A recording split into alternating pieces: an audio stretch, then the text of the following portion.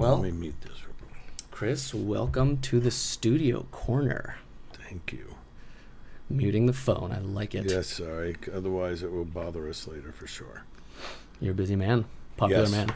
Not popular, but busy. Well, before we dive into everything, I was sitting here, and my curiosity always gets the best of me. And with that, I'm very curious, what a guy like you, so many years in the industry, what are you listening to? These days, that's funny that you asked that, especially with her sitting over there. I listen to everything, absolutely everything, every day. I'm a monster Spotify fan. Yes. I'm a massive Deadhead. We can get to that later. I have hundreds and hundreds of hours or so, 400 Dead shows, over 200 Jerry shows. Holy shit. So I listen to the Dead for relaxation, classical, jazz, and blues for relaxation. Nice. And then I listen to all new music, everything pop that comes out. I listen to New Music Friday. I listen to the new hip-hop Fridays. I listen to every new genre. I listen to as many new releases as I can when they come out on Fridays and Tuesdays. I always listen to new music. I track all the new music, what's hip, what's not. I spend a lot of time with the teenagers in town because my daughters, and they find most of the music before I do. Really? It blows my mind. These kids, that my daughters and their friends are all into music. All they do is listen to music all day. And so between my wife and myself and my kids, because she teaches yoga, we have to make a new set list once a week. And that's what we do. We go home at night. There's always music in our house. There's stereos in every room. They're all accessible from our phones. Oh, rock and we roll, all man. share set lists. All her family back in Jersey check all our set lists. She has a big following, and so we listen to a lot of hip hop, a lot of pop. I didn't get into pop until like a few years ago when I started doing the tours, like 6 years ago, whatever. I never was a huge fan of made music. But there's some good stuff. So we listen to everything in the house. Now, for you personally, when you go to listen to music, do you listen to it because it keeps you up to date with your job, or do you have is there like a personal aspect to it? I study all that stuff. All that absolutely is about work. Mm-hmm. But for me personally, I go towards the Dead or reggae or hip hop. A lot of old hip hop. Depends what I'm doing. I work out 2 hours every day. That's usually anger. It's usually corn, biscuit, System of a Down. Same here. All that kind of stuff. Just 2 hours a day, huh? 2 hours a day is what I'm up to right now. You know, Wow. my new trainer, he's thrashing me. It's Yeah, good. Arian, right? I'm not. Yeah, he's awesome. Yeah. But I'm a normal fat guy. I was 300 pounds most of my life. Wow. So yeah, You look great. I appreciate it. It's a lot of work. Damn, you're working At harder 50. than I am out in there. Fucking 51 now. So, yeah. Damn. You have to I'm a little jealous. I got to step up my game. I have to go in early to get it done, but it's worth it to me. So Absolutely. I usually get up and I either work with the Europeans or Asia or whatever for an hour before I come in, go in, work in the gym with him for an hour, and then an hour myself. Then do LA. Do you think that definitely, that has to help while you're on tour? 100%. Like on tour, it's harder because I only can work out on the days off. Yeah. So some tours, depending on the band, they'll carry a gym with them, and if we have time, I'll slide in with the bodyguards or whatever and get some. In a lot of the NBA arenas, they let us use the gyms sometimes, and then that's fun as fuck just to do it. And so Yeah, the NBA gyms is probably top of the line. Well, it's the NHL gyms. Oh, You yeah. know, the NBA ones are actually a pain in the ass for me because I'm shorter. And everything's set for like 6'3", so I'm like, I can't even do it. And they're beasts, and I'm Oh a my pussy, God. So. I wouldn't say that. No, but it's I love it. So I know we talked about this a little tiny bit while you were on the treadmill. Actually, I bugged you. But why is it so hard to find you online? Well, that actually goes back. Not to mention them twice this quick, but to Korn. Korn's fans are psychotic, and I tried to do social media at first, and the fans kept finding my phone number, my emails. I'd blow it up. I changed my phone like 20 times. Oh wow! And it just became too big of a pain in the ass, and it also became legal issues too. It's like they'll call you and say, "Oh, they'll make up some story why they want a free ticket or they want to get reimbursed." It became all this crap I didn't want to deal with, so I just got off social media. I do LinkedIn just because there's a lot of people. It's one place people can find me. I can't be 100% underground, but I'm pretty buried. And unfortunately, there's a very famous hockey player with the exact same name as mine. Yeah, I went to look you up, and I was like, he doesn't play hockey. That's not No, him. he's 6'2", blonde, blue-eyed, and 10 years younger than me, and a beast of a player. But we did become friends on Limp Bizkit. He is a huge Limp Bizkit fan. Wow. And he came when he first joined. He started with Tampa Bay, and he came to one of our shows there, and we became friends. And then whatever team he went to, he got switched around a lot because he used to fight too much. He gave me a jersey with my name on the back. It was his name, so it was actually his official jersey. Oh, wow. So I have him for the Flyers, Colorado, Tampa Bay, Phoenix. He was all over the place. Damn. So you could pretend to be him then. Nah, man, I'm too little and brunette. I have green eyes. He's got blue. So was it? I mean, solely the Korn fans. Were there no other like fans of different bands? There's been a lot of different, but they were the worst, and that's what drove me. It was really them, Bizkit. I mean, the most obsessive fans I've ever dealt with were PJ Harvey. As far as just weird, crazy fans, like they're very odd people, but it was great. I loved working with her. But no, it was mostly the Korn fans, and by that point, I just got out of it all. You know, I've seen Korn live a handful of times, and I will say they're one of the heaviest bands I've seen live. Oh, for but sure. yeah, the audience, some of the craziest crowds I've been in. Yeah. One of them, I was at Knotfest, and Korn was headlining the first night. Right. And Macedon just played. A lot of people were in for that, and people stayed for Korn. Like 3 freaking songs in, not even towards the end. 3 songs in, I'm watching a guy with his like 3-year-old on his shoulders. Right. And directly next to him are 2 guys fighting, and one of them headbutts the other, and he's on the ground. And it was like a good 60 seconds before anyone picked him up. Yeah. Like I've never seen anything like that. Kids don't pit the way they used to. Like I was fortunate. I started really, really, really young with punk rock bands in New Hampshire. Okay. G.G. Allen, VFW, Veterans of Future War, the Queers, bands like that. And so everybody used to pit and take care of each other. I mean, it was very violent, but there was an etiquette. Someone went down, you picked them up. You know, that went away with all that Bizkit, Korn, that kind of revival somewhere between punk and hip hop, rock. You know, that whole genre. Kids didn't take care of each other as much, and that's why we had so many trouble. Like, well, they go there to get their like energy out. It's like they're trying to start fights now. That's what they do. Like Rage Against the Machine really started that violence in the pit, but Bizkit, hands down, was way harder. Really? The hardest pits I've ever worked with Bizkit. Wow, that's a statement. Fred Durst is such a good front guy. Yeah. It's amazing. He'll get, even in that poster when we were playing with Metallica, he'd get 60,000 people in the stadium down and get them to jump at one time, and you'd literally feel the ground move like the stage shuffle when they jump. I mean, Fred is just not as popular now, but is an amazing front guy. And that was the difference between working between Rage and Bizkit. Is Zach was great, but Fred was just that much more into it, and he would pull the crowd in, and he used them more. Zach was afraid of the energy of the audience. He actually, it was too much for him, and Fred just ate it up. And really? You would never guess. That's why that band disbanded for a little while, and that regrouped eventually later, you know, but yeah. Well, Zach, I think, was a little bit softer than the rest of the band wanted him to be. As soon as they got really big, he didn't want to go to South America. He didn't want to go do the stuff they should have been doing. Yeah. And I think Tim and Tom had enough of that. And wow.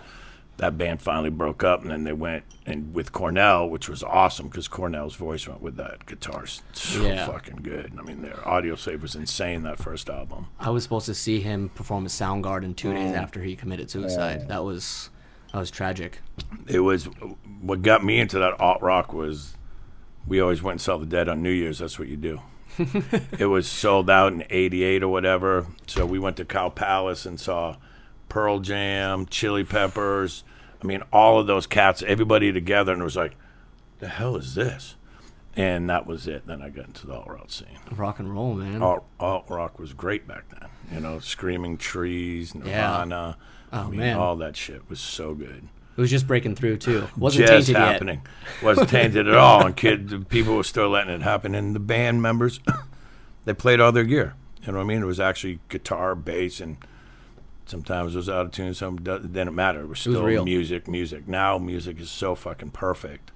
You don't have bands like that anymore because everybody wants it to sound perfect every day.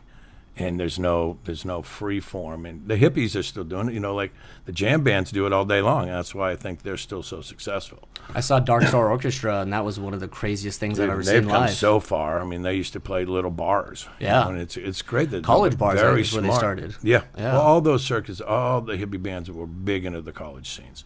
I mean, even if you look back at the Dead in the early '60s and stuff, they played a lot on campuses. That's incredible. I think my my only famed name for Limp Bizkit is my cousin, who actually barely plays guitar anymore. When he was 16, auditioned for Limp Bizkit. He came second place, actually. Oh, really? When Wes left, or I think so. I don't know the details. We had Mike Smith from Snot. Yeah, he came really close to getting the position, but he was too young. He was 16. Amazing. So yeah, that'd be hard to tour. Yeah, especially with Limp Bizkit. Yeah, goddamn, without a doubt. So, touring, production. If I was a big artist and I came and I said I want to hire you, you know, what would your job entail? Like, what is it you do exactly? The production manager would basically take the band from when they finished their album, take them on tour, and through the whole journey of that. Some production managers just PM it, just literally oversee getting the whole tour logistically put together. Then myself and a grip of other PMs get more involved in the art and a lot more layers. Like right now I'm putting 2 tours together. One of them I'm designing, one of them I'm trying not to design but putting together. So they'll come to me and say, hey, okay, we're ready, we got all these dates, this is the size arenas or theaters or whatever your venues are. And then we start, okay, who's going to design it? Who do you like? And we start getting all the designers who bring everything in, build all the budgets. Damn. Do all visas, hotel, travel, buses, trucks. Oh, my God. Sound, lights, video, staging, pyro. I mean, we do all of it. We hire the backline guys who deal with the musicians and the gear. Some of them have full-time guys. Some of them don't. It's really all the logistics to make the show happen that night. So when they're playing that night, like on stage, are you backstage running things, or is it like by that point you get to sit back and watch a show? It depends. Like, I'll give you a wide range. Bieber, I designed it, tour directed, did everything. So every night I would sit at front of house and call it, and it was more like a theater show. I'd have a notebook, take notes on the dancers and lighting, sound, anybody's fuck ups, good, positive, negative, whatever, and give feedback the next day before the show. Okay. Someone like Kanye, when we did the show, he was wearing the masks on Yeezus. I'd literally walk with him on stage, wherever he was on stage, and I'd just pound on the stage when he'd be getting close to walking off because he wore all those masks. He couldn't see through any of those masks. Wow. That's something nobody knew during those tours. Holy shit. And like when he went out to the point of that mountain and sat down, he'd feel with his foot. And that thing's like 28 feet in the roof. Oh, because that whole thing hydraulically lifted up, and he'd go to the very point and feel it out and then like sit down on it. We're just like, please don't, please, like every night. So you were tapping on the stage then? Well, no, then he was leaning. I was 28 feet below him. So he would find his way to that tip. So no one was giving him any sort of... The thing was literally tilted out like this. This would be normally in the thing, and I'd walk around the pit with him wherever he was, and tap on the stage would go. But when that whole thing lifted up... It was on him. Yeah, he's on his own. He's standing up here because, he's crazy. He's brilliant. But so then I'd be around him. Wow. On Janet... Right now, I help her come on and off stage on her exit, so I grab her and release her to wherever her holes are to come in and out of the show. And then some shows I'm not on the stage at all. Sometimes I'm back doing logistics. It really depends on the level of the tour or what I'm doing on the tour. You rarely go out anymore and just do one thing. Yeah. You stage manage, production manage, or there's all kinds of different positions on the tour, and a lot of people these days do 2 things at once. Yeah, I'm a very hands-on production manager, so I'm almost always around the stage because I feel protected like that. Yeah, but some cats never even look at the stage. Some guys that do what I do are in the office all day. How? I have no idea. When I hear these stories, I'm like, how is that fucking possible? You're responsible for the whole crew, all the artists, everything, but you're an office guy.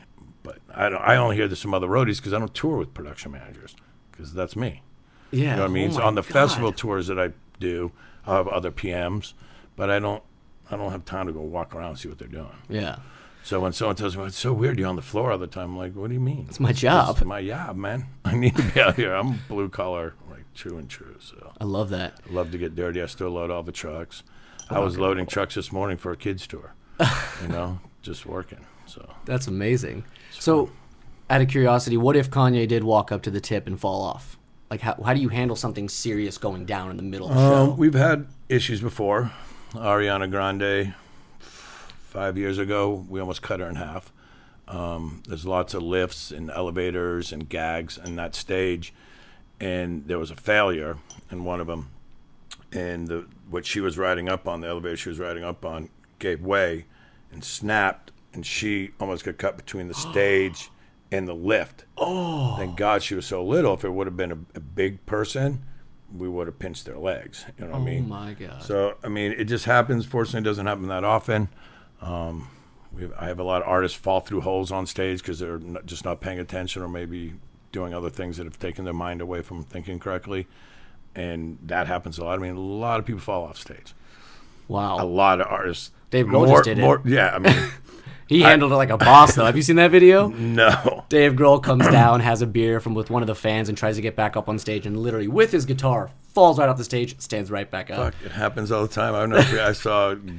He still played. Ended through up it, too. working with Guns way before when I was a kid, and saw Guns opening at LA Coliseum. Axl walked right off the stage. He was opening for the Stones, and wow, and it literally. Oh my and like 5 minutes later, he's back up on stage singing. But Damn. same with Justin, took a horrible fall last summer, like 12 foot into a hole. Bieber, he got right back up, literally climbed back up, and started singing. The adrenaline has got to help those moments. He just went the wrong way. You know what I mean? Well, there's the infamous Hetfield thing, too, when they didn't mark the X on the stage and he stepped right over the fire. Yeah, You know? and a lot of that. Michael Jackson burning his hair, all that pyro stuff. It's no joke, and a lot of people kind of forget about it. And artists, I'm not an artist, so unfortunately, I don't know it, but I've seen it for 30. It's my 33rd year touring.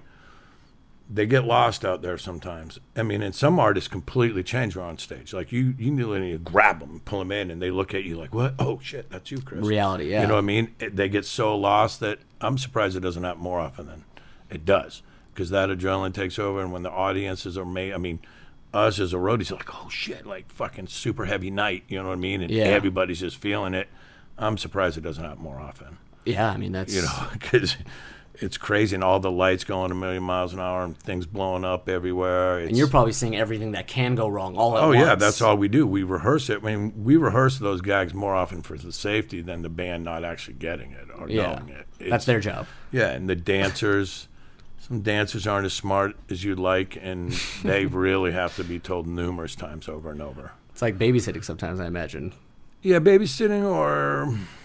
I don't like calling babysitting because we all are adults, even though it is babysitting sometimes. But it's taking care of their mental well-being. After the first couple of weeks and a tour becomes routine, the hardest thing about it is keeping the artist and the crew and myself and everybody not getting complacent. Because as soon as you get complacent, accidents happen.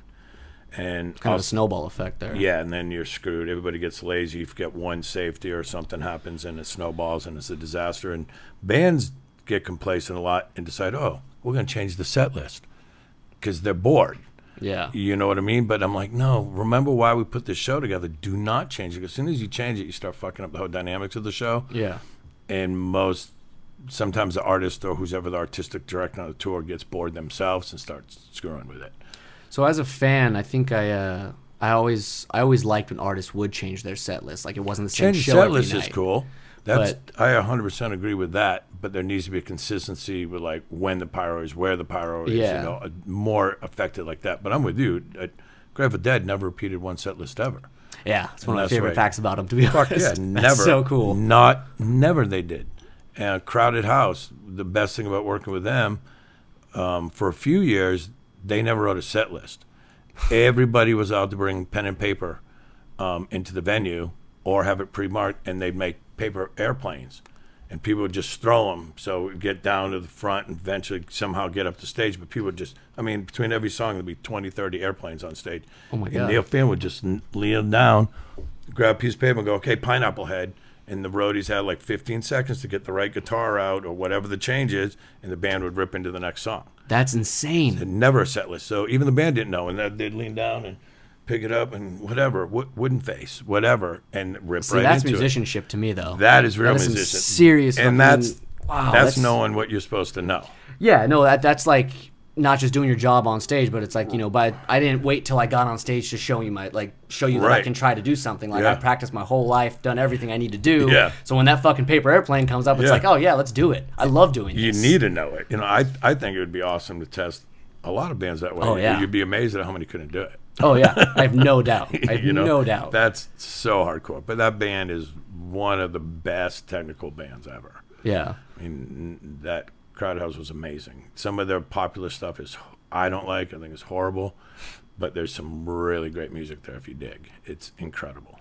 And their live stuff is incredible. That's wild. That is wild. I mean, I think that's why Fleetwood Mac hired Neil. You know, Neil's playing with Fleetwood now. He replaced Buckingham. You know, him and Michael McDonald, but yeah.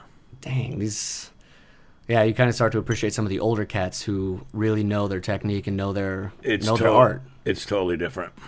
Yeah, and they get up there ready to go. I spread the gap of old and new. So I've seen both. You know, I'm kind of the middle. There's really only 3 real generation, even though generation's 7 years elongated, but there's only like 3 real generations of roadies. And I'm somewhere right in the middle, towards the older side, but right in the middle. So 3 generations of roadies, how do you classify them? I think it's like the momentum of the world. No matter what, the new generations are a lot lazier. Okay.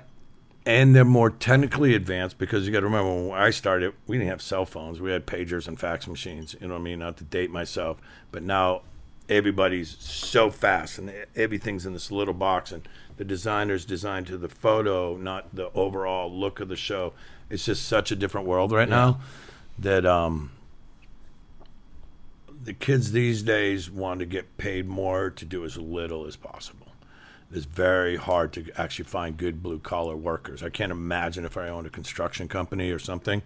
I don't know what they do, because for me to get hardcore blue-collar workers is really hard to find. Wow. The cats operating the sound consoles or the lighting consoles or anything that says MGR after it, stage manager, production manager, tour manager, road manager, any of those, which are high-dollar pay, you know, they're all over the place. But to get people to actually work and do lights and sound, load shit in, and every day it's harder and harder.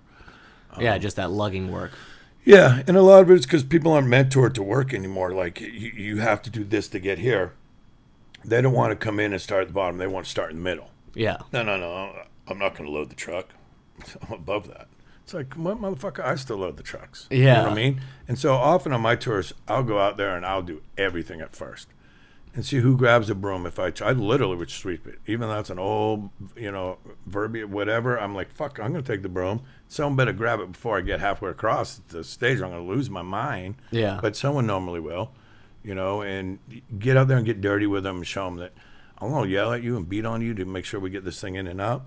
Because you got to remember, it doesn't matter if you're 1 truck or 50 trucks. A lot of times you have to get it out in 4 hours and in 2. Yeah. Which is near impossible unless you have a clue phone. You know what I mean? And it's tough. It's really tough. And these kids these days have to be driven at first to get it. And they're like, this is an impossible feat.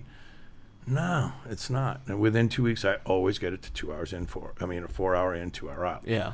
You know, it doesn't matter if it's 2 trucks or 50 trucks. So, I mean, I imagine you have to fire people along the way. Some people just... A lot. So how do you replace that? How do you deal with that? I have my own group of folks that have worked with me over the years. And so most of my leads, it's just like a military. There's generals, sergeants, lieutenants. It works its way down. Yeah. There's a head sound guy. There's a head lighting guy. There's a head video guy. You know, I have my stage managers. Sometimes I have my truck guys. I have everybody. And it depends on the position. Some are harder to replace and some are easier. Some are a dime a dozen. And if it's the vendor guy, it's not on me. We hire the sound company, the lighting company, the video company, the power company, set company separately. And so I'll call up their boss and say, hey, you know, number 1 and number 4 need to go, you know, whatever. Replace them. Yeah, replace them immediately, or I am. And it's usually something with some legalities involved, so they move them quick. Yeah. But it does get harder. Like last year was such a busy year, it was hard to find roadies. And that happens. There's a cycle, you know, that happens where we have too many tours and not enough roadies, so these youngsters get in, and then the work goes away, and then you got to flush them out because they're offering their services for half the price and they don't have the knowledge.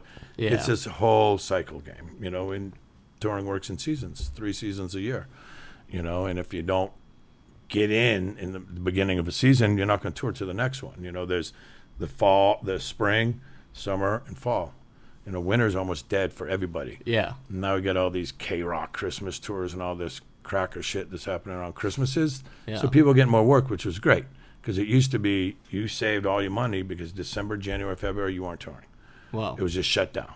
Like the late 80s and the 90s when I started, there was never work for there. So if you didn't save your money, you were screwed during the holidays. And like, people would always go broke then. And like, you're like a freaking CEO of a freaking company. It's crazy. And then you ramp back up. Yeah. But now that was affecting everybody, so now we have some Christmas tours.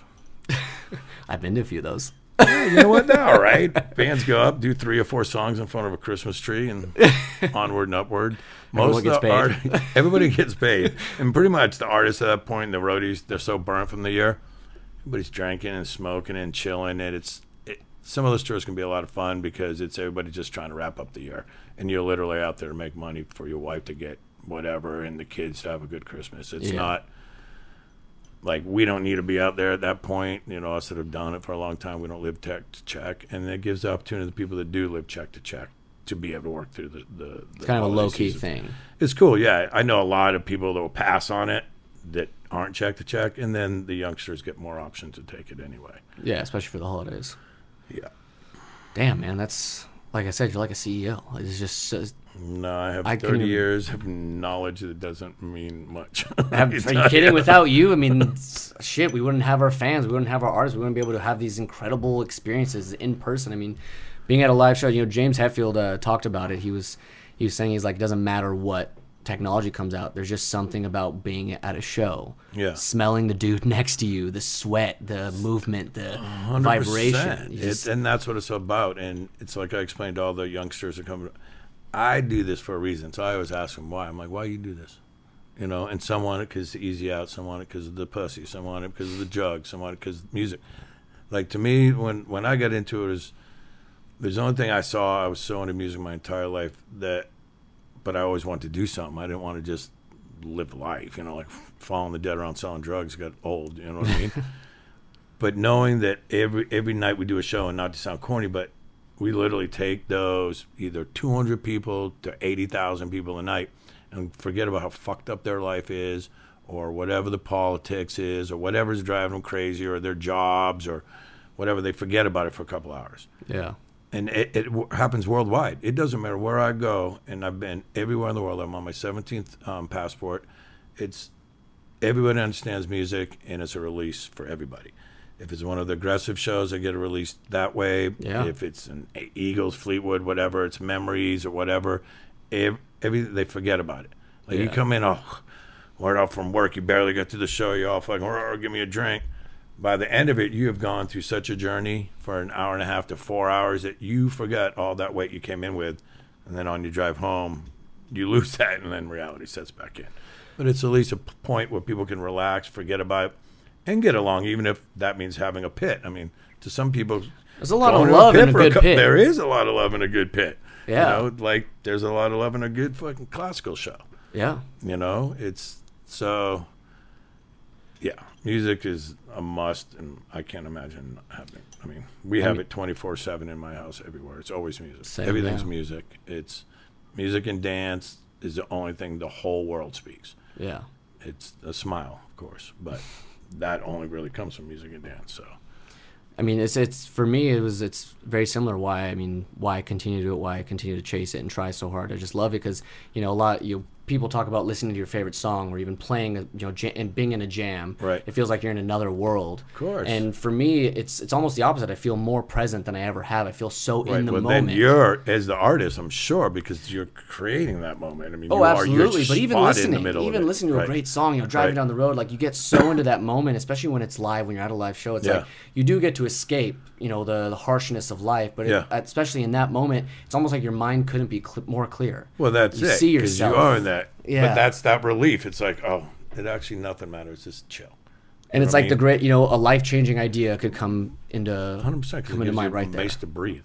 Yeah. You know, you literally shut off all the noise. It's necessary. And you're in there listening to what you want to, the way you want to, with the people that you want to, because all like people go after the same artist and type of music. You always get along with everybody at a show, even if you're pitting, because you're there. Metal fans are usually pretty nice too. They're all fans. I mean, they're tight. It doesn't matter if you're Metallica, Jimmy Buffett, whatever.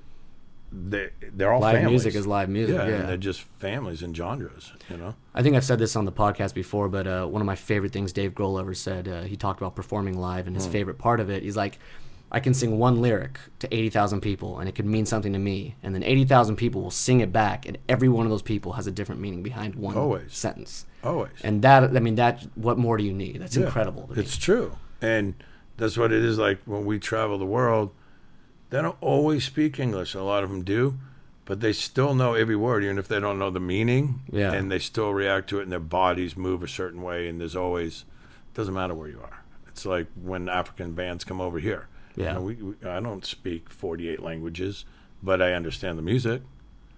You know. Yeah, absolutely. So, did you have a favorite tour or a favorite band that you worked with? I've had more favorites and not favorites. I love what I do.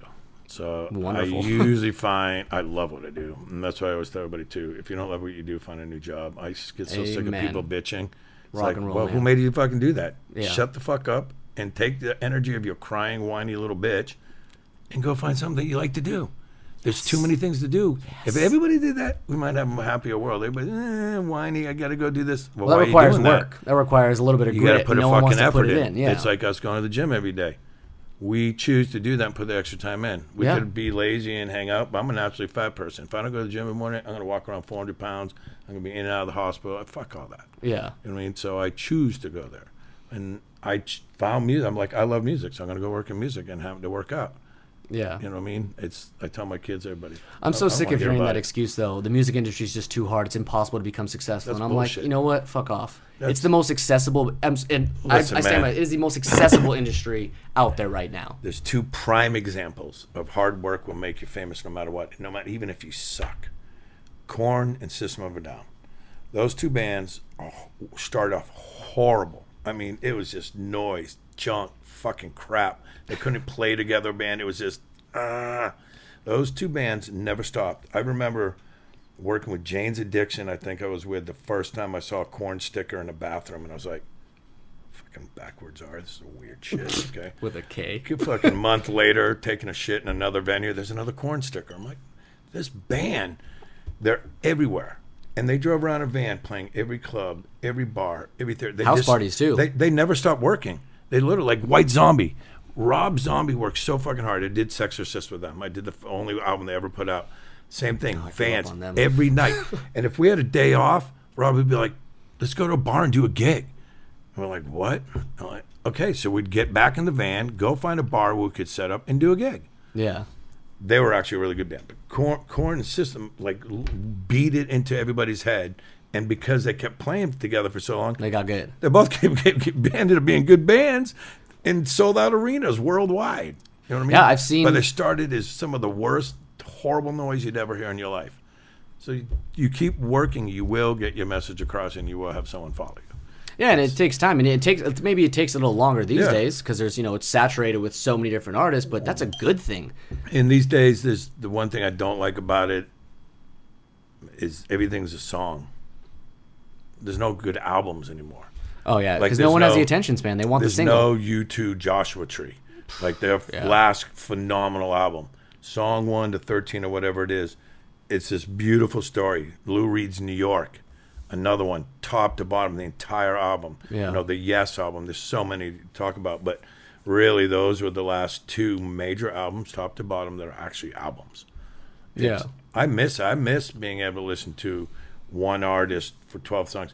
If my daughters, I don't think they could do it. Listen to a whole album all the way through. Maybe with that new Billie Eilish chick. I don't know if you checked her out. Oh, I know her. I love her. She's phenomenal. Fucking love her. She's like the new PJ Harvey. She is so good. She's a special one. Incredible. But her albums, you can actually listen to one to whatever. Yeah. It has a flow. Purpose.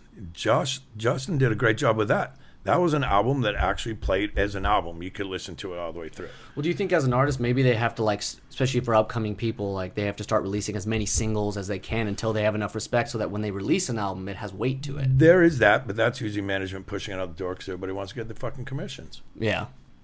Why not serve it as an album? I get putting out singles. I get that. And there's Well, a certain album amount of artwork, selling holding it tickets. in your hands. There's none even of that anymore. Yeah. We used to wait like, oh, get the album. You know, what's it going to say? Well, who are they going to thank? You know, now you can find everything online before it gets released. We would die for, even when there was CD books coming out. It's like, wow, what's the artwork going to be? You know, what's in there? You get to see all the lyrics. You know, it's like none of that doesn't exist anymore. You almost feel like you're a part of the music. Yeah, you are part of it, Yeah. and they're sharing their personal stuff with you. I mean, I remember everybody used to read album liners. You know? Yeah. And one of the best things was seeing who they think, like who influenced Jerry, who influenced, you know, whoever. You know? I was getting a haircut this morning, and the girl I was talking to, she was an industrial kid, and we were talking about all kinds of stuff, and her mom was a Backstreet Boys fan. And sure enough, that led into the conversation. Is like, do you remember when even when I was really young, you buy the Backstreet Boys album, and you take out the little booklet, and you're sitting there reading the lyrics along with the Backstreet Boys. Yeah. Like, that experience alone is something special. It happens that you don't get it anymore. You download a single. Well, I'd say Spotify has that one gimmick with the lyrics will roll. Yeah, that's while you pretty listen cool to new it. one. It is cool, and I wish there was more of that because so many lyrics are unaudible, you know, these days. Yeah, well, there's not a lot of enunciation. Well, no, because everybody has so many effects on it. You can make anybody sound good. Yeah, I sound like a fucking wolf that has his head in sand, but I can put on, you know, the right effect, and I can sound like any artist you want me to sound like. yeah. It's no longer about that, sadly. Well, there's more. Once again, another section of laziness in the actual artistry. 100%.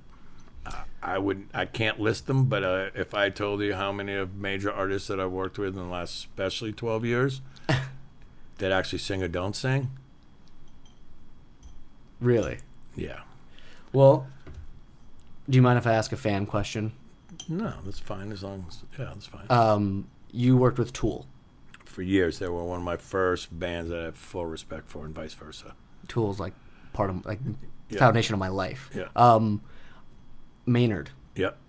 Everyone has something negative to say about Maynard, and I don't really judge people unless I've Yep. met them. To be honest, I could Yep. care less. I love his music. I think Yep. he's a fucking genius. He is. I mean, to a level Yep. that I would be afraid to get near. But I love Maynard. I think Maynard, Adam, now Justin since Phil's gone, and Danny Carey are amazing musicians. And anybody saying anything negative about them is their own problem, yeah, which is the case with most people. Maynard is incredibly intelligent, incredibly artistic, incredibly literate, one of the best read musicians I've ever worked with. He's incredible, and I think anybody saying negative about him, it's easy to say negative things about people that have come from nothing and done great. and done even more than great. Yeah. See, for and me, Maynard is Maynard a phenomenal father. He's a phenomenal band leader. Is he tough and critical and maybe negative sometimes? Sure, but aren't we all allowed to have a shitty he knows who day? he is. He's never argued that. Yeah. You know, and he's very grounded. He is one of the best jiu-jitsu fighters you'd ever meet. We still Holy they shit. still carry mats with him. When I was working with him right out of vans into buses in 92 and through 96 or 97 I was with him, we carried his wrestling mats, and he'd throw with the tour manager all the time, and they were some of the greatest guys I ever worked with. Wow. The only reason I stopped working with them is I grew out of them financially. They're very protective of their money, which is very smart. I understand it. Oh But yeah, they only Tool's pay infamous so for much. that. Yeah. They are cheap, but that's them, and Yeah. you know that's them. And I'm still very close with Danny and Justin. I don't see Maynard or Adam very often because they don't go out. Yeah. You know, Danny loves to go to rock shows, and when I was with Guns especially, he's friends with everybody in Guns N' Roses, so he'd show up and hang out, and we'd party, you know, and have a good time. And Justin's always around, and Justin took over for Phil. He's not one of the original members. Justin has one of the best music stories ever because he was playing in a cover band in London when Tool got rid of Phil, and they went to see it as a joke, just to say, hey, what would happen if we show up at a Tool cover band, and found Justin, and Justin's been a member of the band ever since. Holy shit. The first year That's Justin amazing. came, he rode without, he was afraid to be on the band bus because he was such a big fan, so he rode on the crew bus. So he was That's with amazing. us. Yeah, he rode with us for almost a year. That's incredible. Before the band said, dude, you really need to ride with us. You're part of the band. You got to Yeah, get on you board here. come over here. Put it aside. He married a roadie chick and everything. Like, Rock and roll. That man. yeah, that's- Justin's wow. really down to earth too. But yeah, back to the request. Anybody talking shit about Maynard doesn't know Maynard and is passing judgment. It's like anything, unfortunately. They all lift you up so they can rip you down. Yeah. And that's the thing I always tell artists, especially that are having a hard time with it. Fuck them. You know, it's always be you, because that's how you get to where you're going, and just stay there. Like, yeah. They're kind of annoying that people talk shit about Maynard, because he's done so much to change the industry. He's always stood by himself. See, I Dresses argue up this all weird. the time with people. He does. I mean, fuck, Maynard, in the beginning, he sold all the T-shirts. He'd get dressed up for the show. We'd be paying for 500 people. We used to play that chicken coop down in San Diego where they used to have the chicken fights. I did it with Tool, Rage, Zombie, a bunch of bands. Maynard put on this whole outfit, you know, fake mustache stuff, and stand outside the venue and sell the 500 shirts they made for that show. As soon as he was done, he'd come in, then we'd start the show.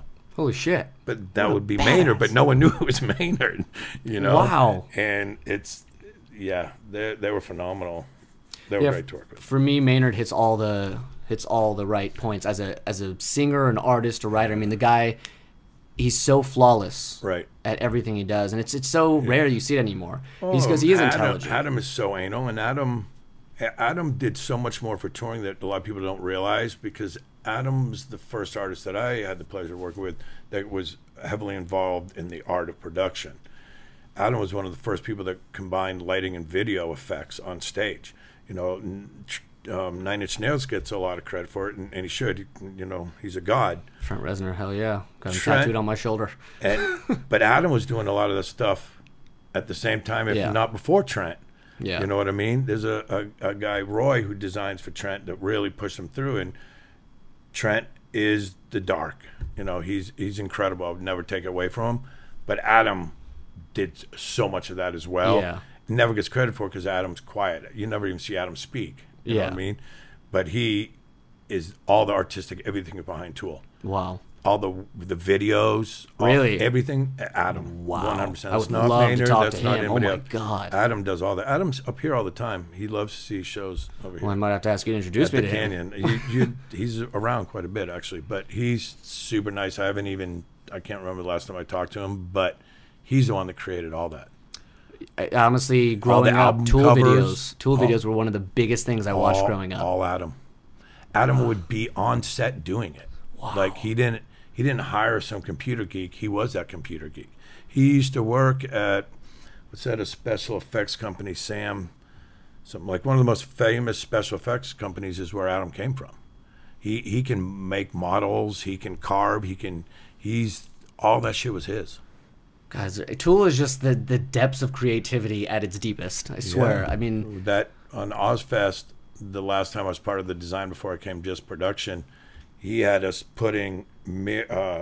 taking projection into mirrors and building motors for the mirror so it'd flip around. So we had that like Oreo set piece on Ozfest would float right above the band, and he created that like in his apartment one night. You know, it was we're all like, oh shit, son. I mean, damn, dude. Yeah, I that's give just it beautiful. all that weird shit's all at him. That's He's amazing. got a lot of stuff going on in that brain.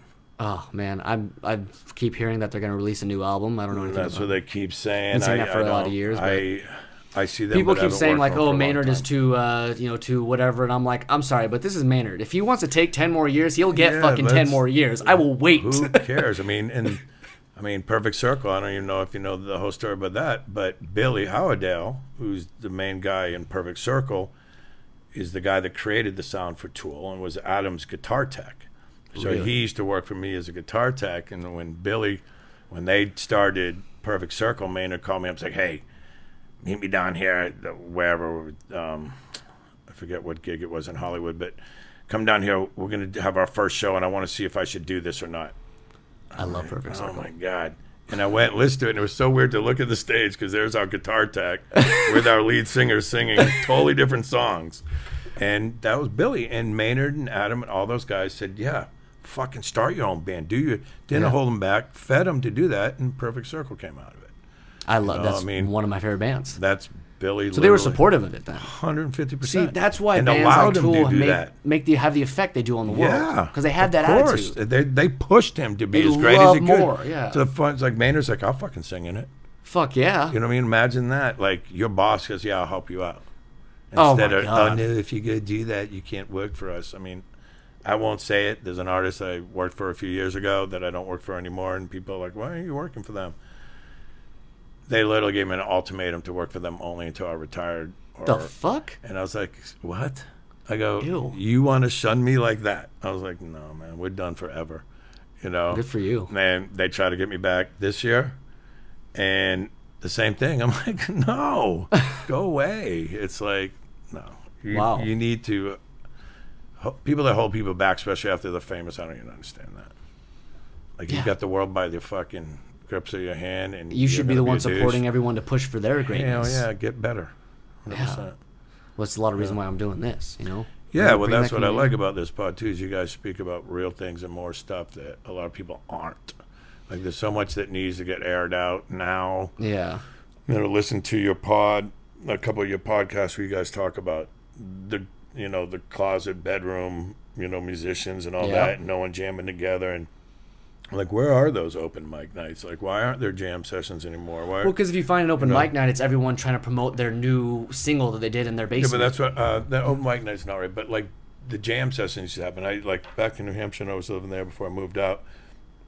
They'd have it like open musicians, and everybody could get up and just jam. Bring your gear and woo.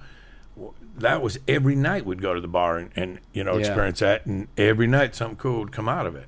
When I was 11 years old, Rock City up in Camarillo? Yeah. They did a blues, I don't know, I doubt they still do, but they had a blues jam every like Monday night or something like that. And I was like 11 years old. My mom would grab me and my guitar and my amp.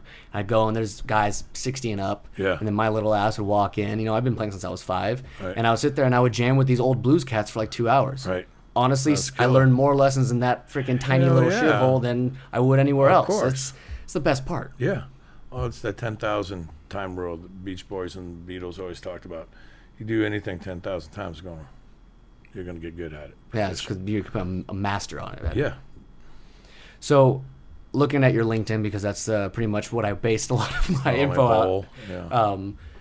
I noticed a huge change in genre in the bands you went along with. So, I would like to know what changed for you and why you made such a big change. And I know you can't share everything. So no, I can. I mean, the personal reasons were finance are first and foremost.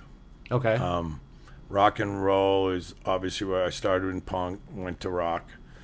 I dabbled with all the hip hop back in the 90s with all the cats from Wu-Tang.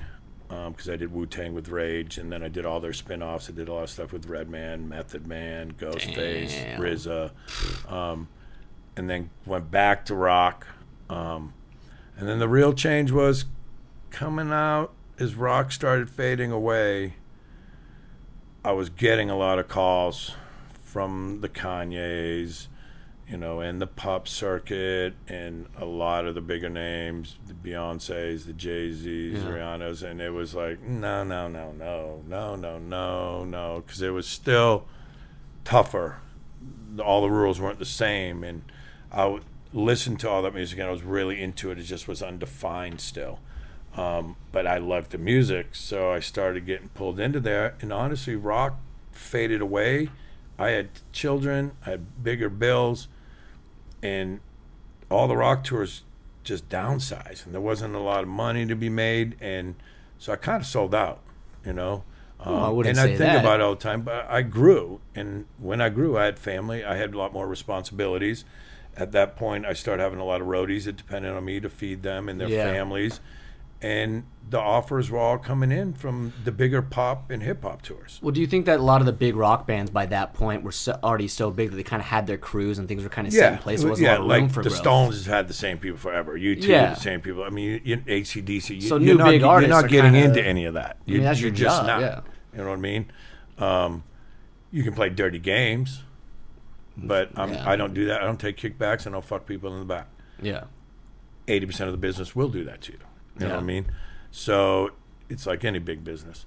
So honestly, the change was, I mean, I remember the exact moment it happened. I was in Russia with Smashing Pumpkins, and it was like the 4th year in a row Kanye's people had called me. And there was a few shows left, and he made an offer that I couldn't resist.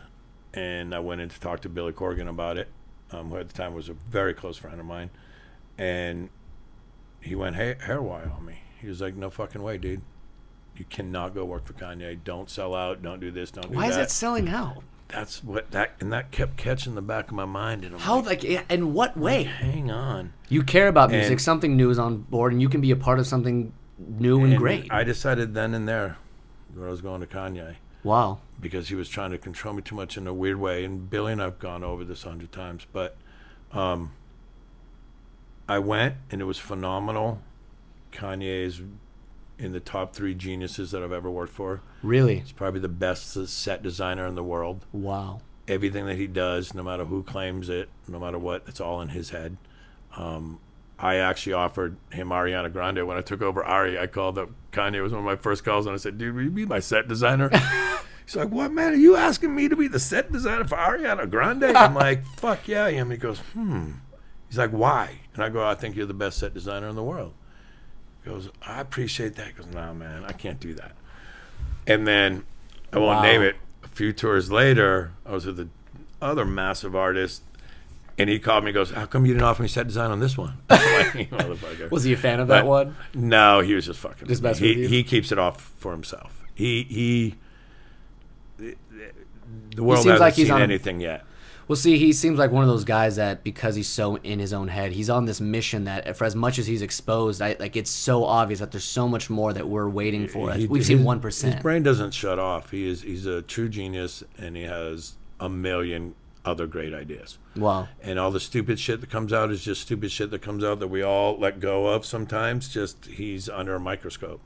You know what I mean? Well, we all say stupid shit sometimes. We do. But you know what? That guy is never not who he is. He's also a human being. And that's what people forget. And we all make mistakes, and we all do different things, and we all have certain texture. And a lot of those artists don't get the break. Cut that section out of this podcast and just have it play on repeat on speakers for everyone. Like, no relax. one listens to that, and they're so judgy. Everybody wants you to be what they want you to be. Yeah. Like, I feel so bad for so many of these artists. A lot of the artists I work with get pounded on, and it's not fair, true, or real. You know, it's amazing how fans are. They're like rabid coyotes sometimes.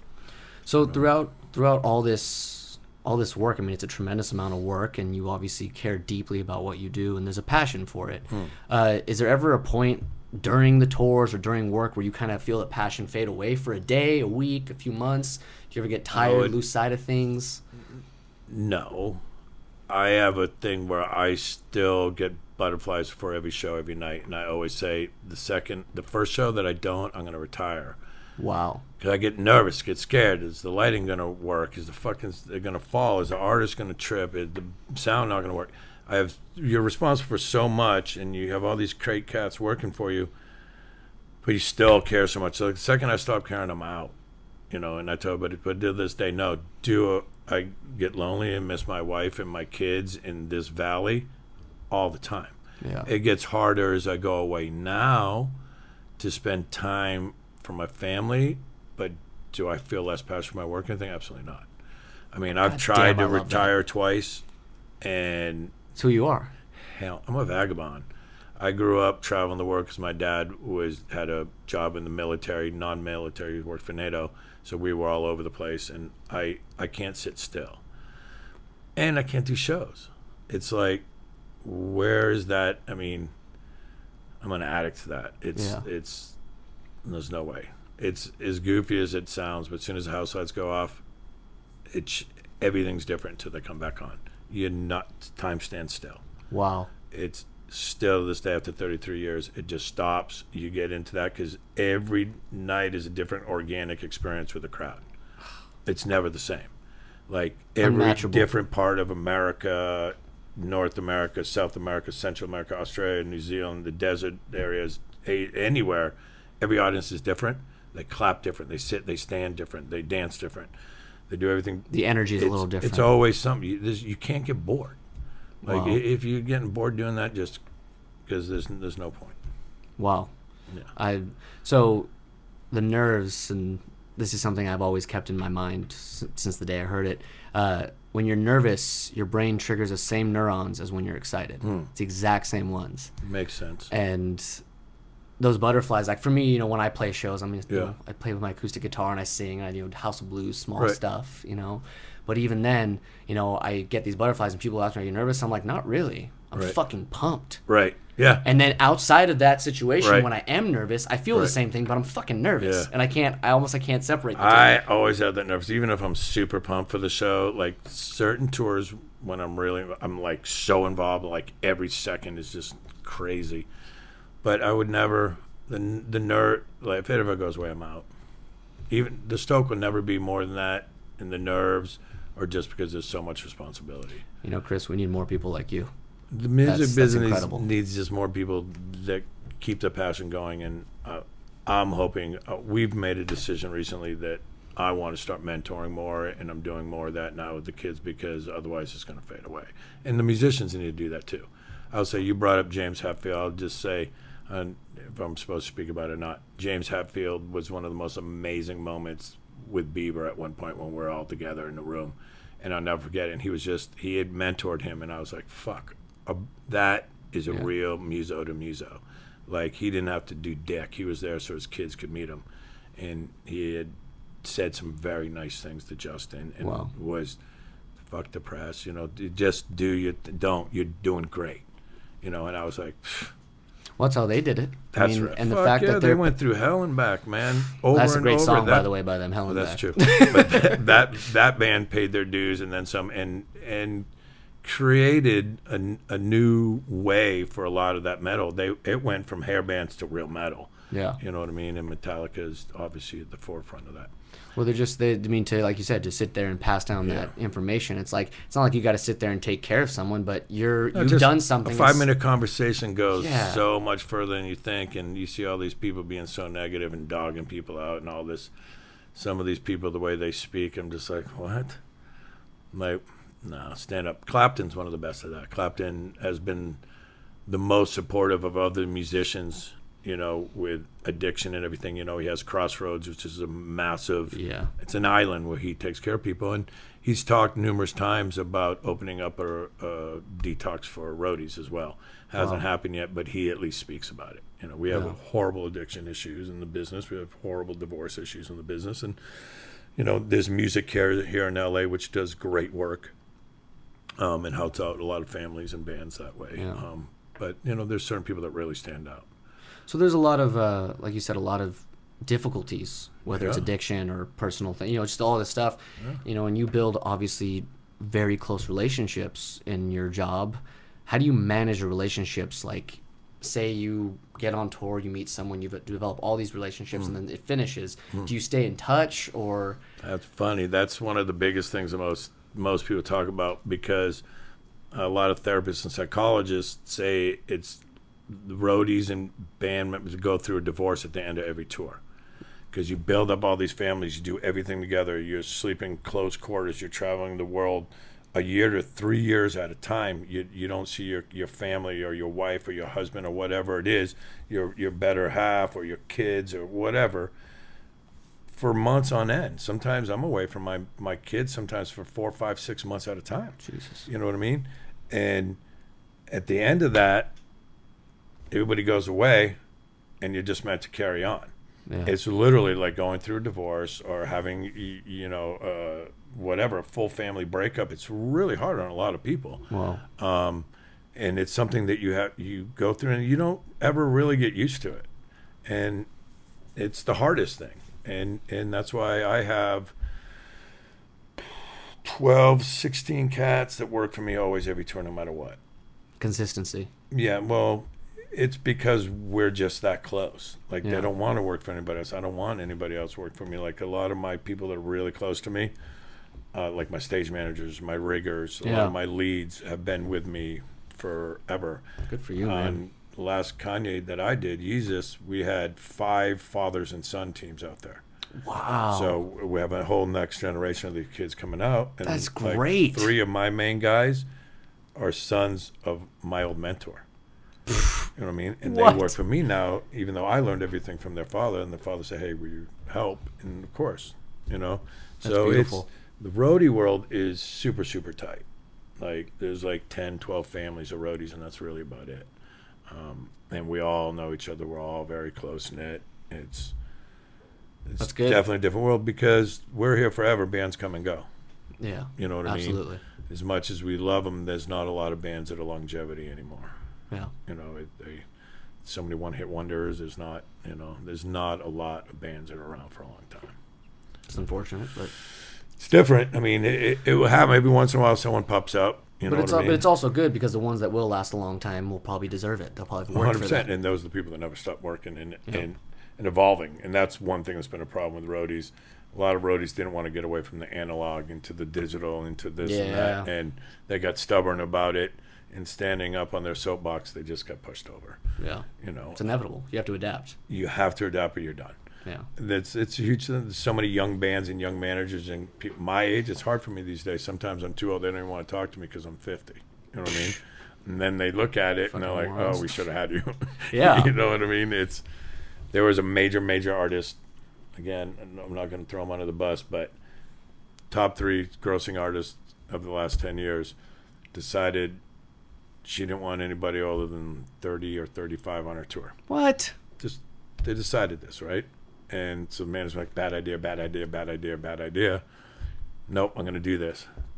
You got rid of everybody, brought in everybody 35 or younger. Within 3 months, it fell apart. They had to bring everybody back and resort Wow. out. Because experience is experience.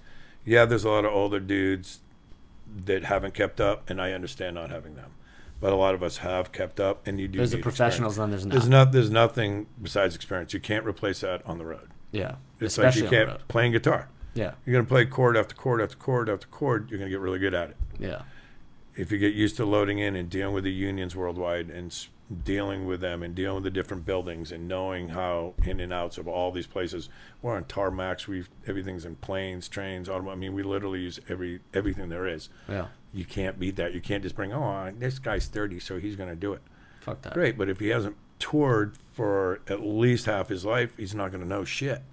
Yeah, you see things I that others learn won't. something every fucking day, and I'm almost 51, and I did my first tour when I was 16, and I learned something every day. Who was your first tour? In excess. And it was a small little thing. I drove follow spots around for them. I wasn't really even part of the tour. We were sub-hired to come in and do it. Cool. When I moved out here, my first tour was Carole King. Oh, wow. And that was great. And then, yeah. But that's when I came from the East Coast to the West Coast. So bands have a lot of say, obviously, and artists have a lot of say. In your experience, doesn't matter which genre or who it was, do you see like a consistency of something that maybe defines a band's success or something that will be the downfall? You mean in public eye or? Well, like, on tour, say they're on tour performing, like, is there something they do on stage or maybe their attitude changes? Like, is there something specific that happens a lot. A lot of bands get wore out. You know what I mean? And they need to take breaks and get off the road. Some push it too far and then bad shit happens. Okay. Sometimes they have inner problems. I mean, it's tough. I love my job and it's a great job, but it ain't an easy job by any means. Absolutely not. And staying out there that long and eating foreign food all the time and you're in restaurants and it's a fucking wear out sometimes. So if you had a band of like 21-year-olds going on their first world tour, yeah, and you had to sit them down before they go, like, what would you tell them? This is what will kill you and this is what won't. Yeah, be patient, be consistent, talk. Like, don't let things build up. Let things snowball. You're better off having a fist fight once a month or whatever it takes you to get over and move on. When people stop talking and listening to the hanger-oners, things fall apart every time. Every time. So it's really just stay true to yourself and keep communication open. And a lot of people don't. They clam up. That's incredible. Yeah, you need to be consistent, and you need to speak. You have to, and I tell that to my guys. I don't care if you want to talk. Great. If it's a bad issue, let's go behind closed doors. I don't care. Yeah. Do you ever see success kind of get to their heads? Oh yeah, on all tour the time. and like I've seen just tons of bands do themselves in thinking that their shit don't stink. You know, it's like I pre-warn a lot of these guys. It's like when I look around my office, I've got 36 different albums or whatever. You know, I've been with so many different bands over the years. Most people get one plaque on their wall. yeah, I have endless. yeah, You know, it's like we see these bands come and go, and there's reasons some of them go away. You think you're the shit, you will not be the shit tomorrow. yeah. You know, I saw I've seen so many bands with Biscuits. Great. They started at 500 people, went up to 80,000 a night, and then back to 500 people. You know what I mean? Yeah. And it's mainly because it's public likes to break you down as much as like holding you up. And if you don't battle that well, then forget it. There's just punches coming at every different direction. You can't have them it's coming tough. from within. There's not everybody's the Foo Fighters. You know, David Grohl's been able to stay where he's at, good and bad music times, because he's a gen-around nice guy. Never took stabs at people. Never did anything. He fucked up once on the Grammys when he said what? He said hip hop wasn't real music or something, and he apologized for it. Dude, that's the only stupid thing he ever said publicly. Yeah. He's just lucky. Fred Durst said a million things stupidly. Yeah. You know, it's. But yeah, I've seen people get way too cocky. And So would you say as much as they have to be true to themselves, they still have to put on somewhat of a different face in the public? I think sometimes you got to remember that they need to remember sometimes that they're in the public eye, and what they say affects a lot more people than just themselves.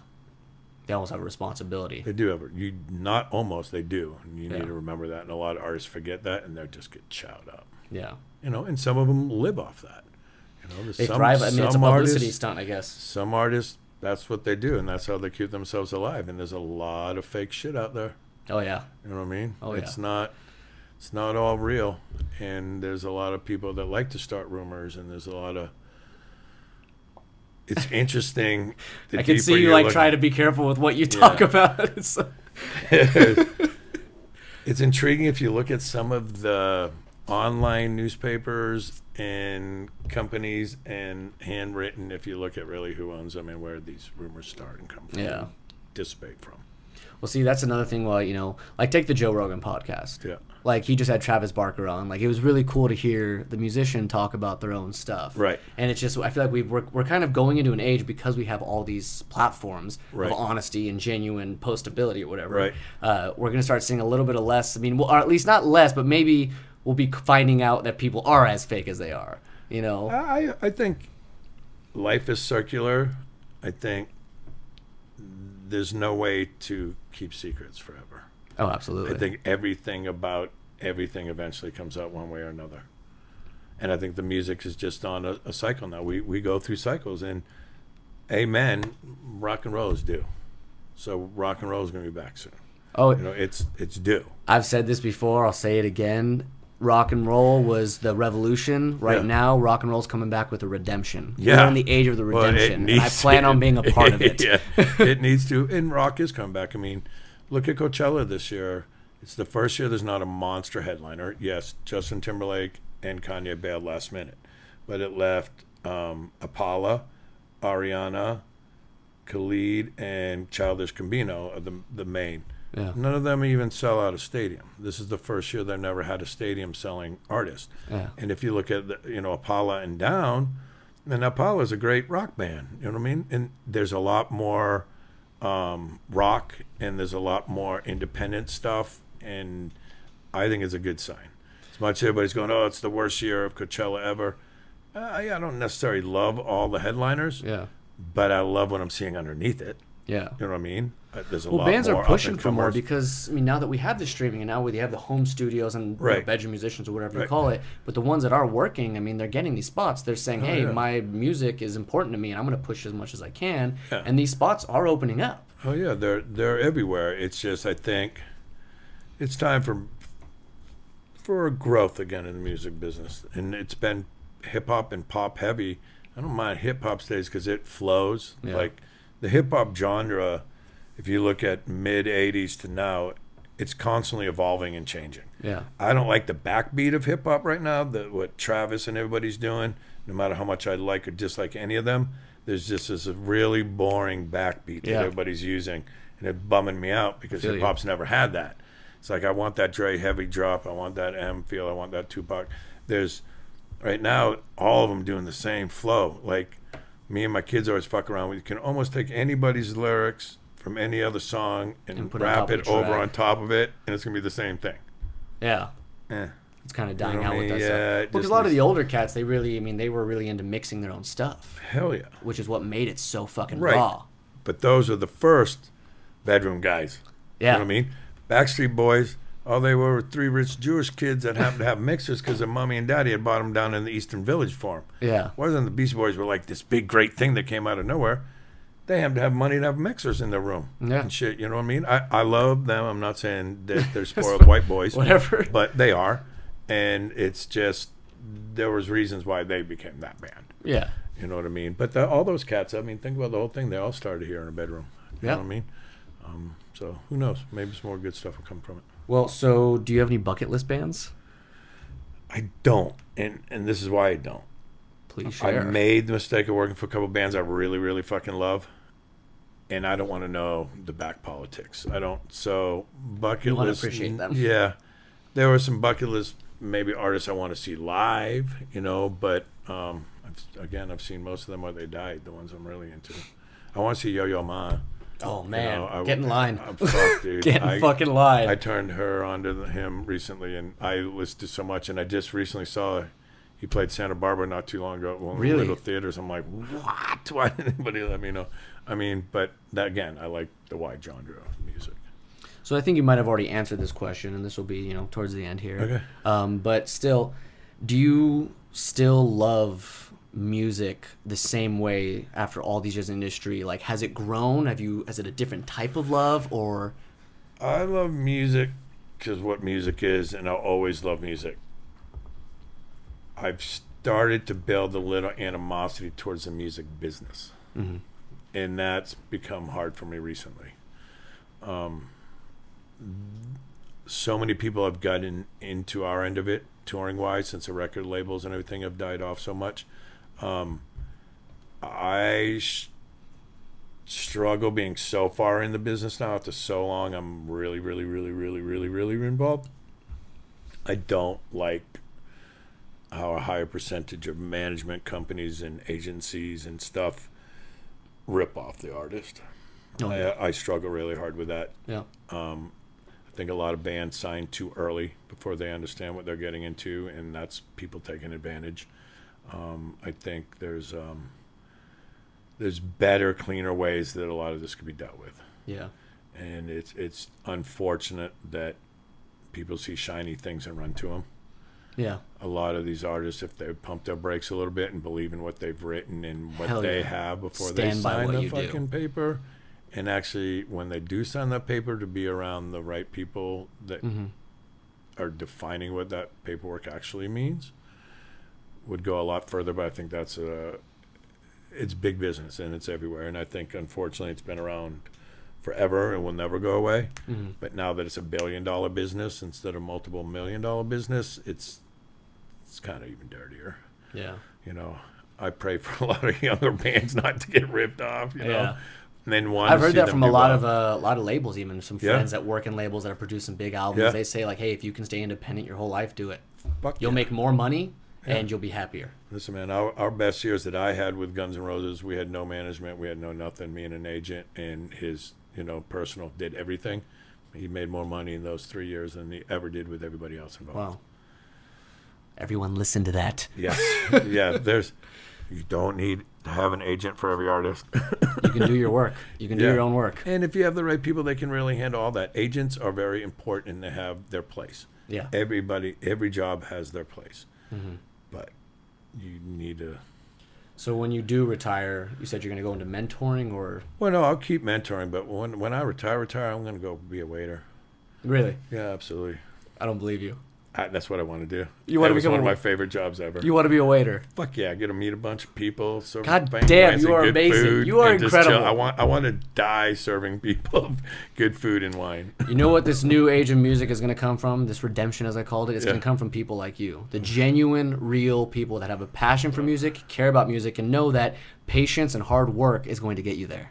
It will. And Patience and hard work will get you anywhere. It's inevitable. And in this business, if you really do it, it really is. And we need more great people. So I hope more good musicians keep fighting for it, because Practice your state shit. of music right this second is not great, but it's coming back. I think the change is good.